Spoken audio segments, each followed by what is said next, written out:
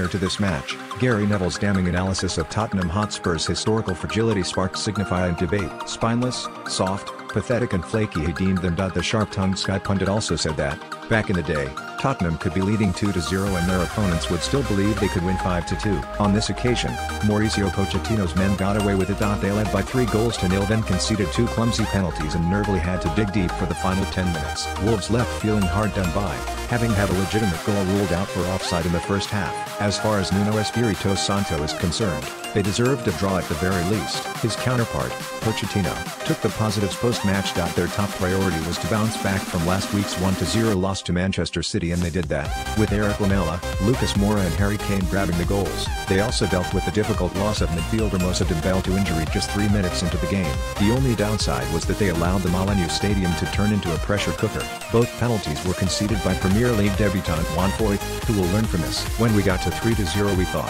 and the whole stadium thought, the game was over, Pochettino said. When we arrive in that situation we need to learn about how to play seriously, not make mistakes and not give opponents such poor actions that they can stay in the game. The only downside was that they allowed the Molineux Stadium to turn into a pressure cooker. Both penalties were conceded by Premier League debutant Juan Foyth, who will learn from this. When we got to 3-0 we thought, and the whole stadium thought, the game was over, Pochettino said. When we arrive in that situation we need to learn about how to play seriously, not make mistakes and not give opponents such poor actions that they can stay in the game. That is why I am happy for 3 points but disappointed with some of the performance. This was a weekend when the footballing family came together for Leicester City and Wolves played their part to perfection. Before a ball was kicked or a whistle blown, the West Midlands club made a show of solidarity for their East Midlands counterparts. It had been just 7 days since Vichai Srivaddhanaprabha's tragic death at the King Power Stadium.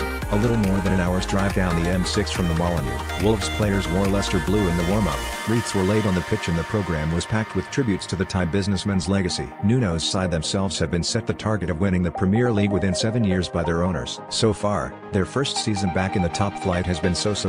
Within 3 minutes of this match, Dembele went down following a heavy challenge by Helder Costa. The silver lining was his replacement, Heung-min Son, ran Wolves ragged. The South Korean created the opener in the 27th minute when he played a superb 1-2 with Lamela. With only Rui Patricio to beat, the Argentine slotted the ball through the Wolves goalkeeper's legs. Less than 3 minutes later, Son found Kieran Trippier, who pulled off one of those pinpoint crosses that made him so popular at the World Cup. He found an unmarked Moura and the 5 feet 7 inches Brazilian headed home for 2-0. Before halftime, Wolves had the ball in the back of the net through Jimenez, though it was chalked off by the assistant's flag. Replay showed it was an incorrect call as Matt Doherty was clearly onside. Speaking afterwards, Nuno said, "It could have made a big difference. It's hard not to feel a little bit unfairly done by."